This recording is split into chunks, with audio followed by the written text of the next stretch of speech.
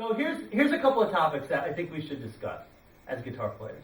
Now let's start by listening, because I think there's a lot of things that we can talk about. Active listening, transcribing, who to listen to, passive listening. You know, somebody's going to say, yeah, man, I listened to Kind of Blue last night while I was cooking dinner. And I was like, okay, that's pretty shallow listening. You know, can you sing the first interval of Miles Davis's solo on So What? No. Okay. Well, you weren't really listening then.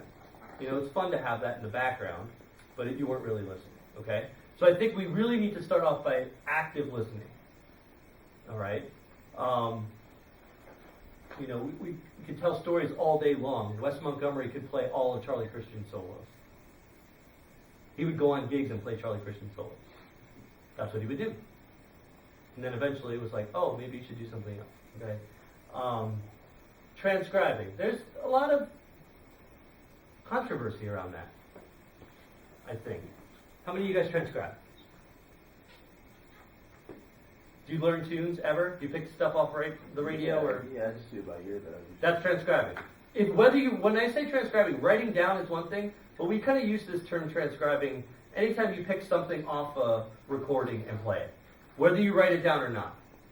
So technically, if you write it down, that's technically transcribing, but we use the term transcribing as just listening and playing. Learning by ear, right? You know? All of the greats, before 1970, say, learned by listening, not by books or being in school. Okay? The advent of a college degree in music on the jazz side of things came into fruition about, the 70s with Berkeley and North Texas and Miami. Eastman a little bit later on. So transcribing. And then who do we listen to? Who do we transcribe? I love YouTube. I think it's amazing. But I don't want to hear some kid in his basement who's 10 years old trying to play Autumn Leaves. I just don't. It has no educational or pleasurable experience for me. I just don't care about it, right? But to see some of the great recordings from back in the day of Charlie Parker that were like hidden somewhere and then somebody put it up on YouTube, that's what I want to hear and see, because it's pretty cool. Okay? So if we can go through some of this, let's have a little discussion for maybe 10 minutes about listening. All right? Who are you guys listening to? Elvis, you want to start? Like Kurt, Monty Island, Julian Lodge. Like I told you, I was listening to that Schofield. Mm-hmm. Yeah. Joe Frizzell. Who else? I don't know, you guys jump in. I'm kind of like new to the whole professional, or actually like taking lessons scene. So yeah. I'm still listening to like John Mayer. Cool. And I just recently have been getting more into blues, so like Stevie Ray Vaughan. Yeah, and again, I don't say, well, I've been to listen to this different. No, it's all the same. It's all valid. Good music is good music, right? So like, I'm not one of those snobs. That's like, well, Bob and I were talking about, like, the idea of not being a jazz snob. I mean, I went to school with a lot of jazz snobs, and guess what? They're not playing music anymore. Why? Because they wanted to do one thing. And unless you're amazing at that one thing, which is possible, it's possible to do, but we should have some kind of, a little bit of flexibility within that. Who are you? Originally I was at Meliana, Brad Meliana, and Yep. Mark Juliana. Yeah, Chains cool. and Dragons. Yeah. Quickies and all that. Okay, no, that's great. Yeah, bro. Well, that was pretty intense. Yeah. Got some good stuff. Yeah, the duo thing with Matheny was pretty cool. Matheny? Yeah. Have you checked out that? Oh, yeah, you should check that out. That's very cool. Which those two, I mean, sidetrack, but those two instruments are very difficult to deal with each other when they play. It's tough, piano and guitar. I actually like playing with piano players, which most piano players are like, oh, do you want me to like not play? I'm like, no, I want you to play. There's a guy that found our way. Like it's one of those connections where you go, oh, this is actually working, and we don't have to talk about it. It's very rare that happens. We just kind of stay out of each other's way. Yeah. But it takes a little bit to get that. Cool. Lately, I started off with learning jazz transcribing almost strictly guitar players. So lately, I've been trying to do a lot of like Chick Corea or Charlie Parker or who's the sax player you gave me an album? Yeah, Dexter. Oh yeah, Gordon. Dexter Gordon. A lot of him. Yeah. And just been trying to play around with different instruments because everything I play is so guitar-y, and I'm tired of it. Cool. That's good. That's always a good thing, you know, to be sick of what you're playing. I tend to do that a lot. It's like when you're practicing improv, you guys were asking me like some tips. I'll put like a track on and I'll just start playing like the blues. I'll put like 20, 30 courses on I Real Beat. Mm-hmm.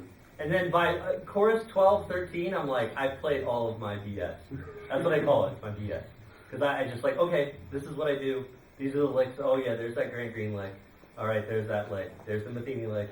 Here comes the Martino lick. It's coming up. And then it's like, what do I do? And then I start really improvising. So it's kind of like just flushing out your normal stuff, and then you start improvising. So that's another good. Yeah, good stuff. Yeah. That was turning me on to like Julian Lodge and stuff like that. Yeah. I listen to them. Schofield I really like a lot. Cool. And I was trying to do some sax players and stuff in general. Yep. For the same reason, just playing the same guitar stuff over and over. Yeah, that's good. That's really good. Dan? You know, I've also been listening to Tame the Dragon a lot as of late. And also Maria Schneider. I'm really getting into a lot of her stuff. Yeah. There's also Orchestration side of things. Yeah. Arranging. Yeah, that's great. I guess those have been the two this past week and a half. Yeah. And you know what, with Spotify, I mean, there's really no reason not to listen. The problem is that there's too much to listen to. So you have to narrow it down. I like that you guys have been saying for the past week I've been listening to that. Because, you know, I just find stuff and make playlists, and then when I'm bored or doing something like, you know, taxes or something, I'll just put a playlist on of, like this, recently it's been Joe Bonamassa, because I have to be honest and say, I haven't really listened to Joe Bonamassa since he's been out. And one of my guitar students at Moorhead who's graduating is a great rock blues player, and he's like, yeah, I'm really into Joe Bonamassa. So I went home and like made a couple of playlists and listened to him, you know? I'm like, oh, it kind of sounds like Clapton with a little Eric Johnson with, but it's really good music. And you know, so I can't not listen to it because the student's going to say like, who's the new up and coming blues guy? And if I go, I don't know, he's going to be like, you're not a teacher. Who do you know? You know, so I have to be able to say, you know, Joe Bonamassa because of this and that and the other thing. So I have to stay up just as much as you guys need to explore. So we're all in the same boat. We're learning. Okay, good. So I have a couple of thoughts on this.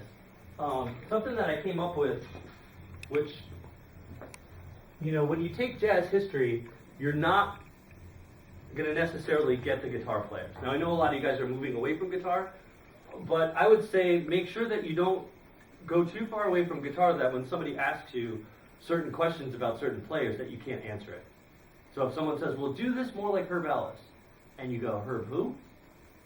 Or, you know, this has more of a, you know, it's more of a Django type of comping thing. You don't go, well, yeah, I heard one recording of his. I didn't really like it, or something like that. You know, there's certain players that you have to, like, follow through.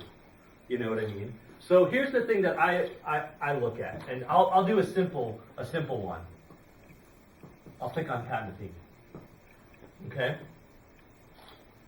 Fairly newer guy, not really, right? 1970s, but he's still like to today. I mean, he's still doing some pretty amazing stuff today. So a lot of my students come in with more recent people, like Rosenwinkel, who's not even really recent. He's like 90s, but is still doing it. Ben Monter, more of these more modern guys. So if I say I take Pat Metheny, for example, what I do is I come in and I listen to some Pat Metheny, and then I go backwards. So who comes before Pat Metheny? Okay. I mean, who do you listen to, or? Yeah, like just who do you hear? I hear someone else in Pat more than Wes, actually. I hear Joe Passmore and Pat. Well, I shouldn't say that. Ah, Jim Hall. I think Jim Hall is right behind, and then Wes Montgomery. Although they were kind of at the same time, so it's hard. Okay, first chicken or the egg, but okay, and then Pat always talks about Wes. yeah. But if you watch the Jim Hall documentary with Pat Metheny, Yeah. he's all over. Pat's like, oh, you're the guy. Oh. You know. So who comes before Wes Montgomery? Directly behind. Charlie Christian, right? Okay. So that's an easy one. That's like 2 months worth of listening. And if you do this with each person that you're interested in, and it's easy to do, there's books, right? There's tons of, like the Masters of Jazz Guitar. And there's all these books that we can check out. We can also use the thing called the internet. It's amazing. Google. Pretty awesome. So, to find this stuff out. But that's what I would say to do. And if you did that with horn players, then you did that with bass players, then you did that with, you'd have like your own jazz history class. And more recently, when I've been teaching that class to music majors, I've been doing more of this than I have been like, here's this, here's this, here's that. We would do that, but then we would do more of a listening model. Okay? So then we have to know what characteristics are in each one and maybe do a little transcribing. So does that make sense of kind of a way to go about it? So it's not so overwhelming, because sometimes people say, well, I don't know what to listen to. And you end up listening to the same stuff, where this kind of gives you, and I'm not saying that you need to listen to every recording by each person, but it's like, just go find one recording and listen to it. Like, comments? How do you know when, like, too little is too little? Because you said that you don't have to listen to the entire thing, but, I don't know, sometimes I find myself just, like, going back to people that I think somebody that I like listening to, and I'm like, well, I don't like that very much. Then go to something else that they recorded. You know, I mean, I'm not saying to like just put it on and go, oh, I don't like it. You know, I would try to listen to a whole recording and then see if something catches you in there. If not, move on. You may go back to it. I got a John Scofield recording when I was like 20 years old, and again, I was like into Dream Theater and all that, and I was like, this is crappy. I don't like this. I just don't like it. Then like 3 years later, it was Hand Jive, if you guys are familiar with that. Great recording with Eddie Harris, which is now one of my favorite recordings of all time. So it's kind of funny. But I went back to it and I was like, oh my God, that's so hip. I love that. So it's really weird how our ears do these things to us. Like at first, we're so used to hearing John Mayer, so Joe Bonamassa's not so far away. Scofield's pretty far away. Or Bill Frisell, or someone like that has a really different sound. You know what I mean? So it's like, it may not happen now, but you know he's one of the greats for a reason, so you should probably check him out. So you feel almost guilty not liking him? Yeah. Like, Some people, yeah. I really should like B.B. King. Well, B.B. King's an easy one, because it's so lyrical and stuff. So I'm trying to think of someone who's, I mean, you know, certain sax players might be kind of difficult to listen to. Dave Liebman might be kind of hard to listen to at certain times. But then you go back someday and you're like, wow, that's really cool, you know. So it's kind of weird, our ears. And I think what happens is we get more accustomed to certain sounds, and then we go back and it's not so weird anymore, you know. But that's the listening. So that's what I try to get my students to do. And I do it too. I mean, cool. Can we move on? Sweet. Hopefully that gives you a couple of things to think about next time you're thinking about listening or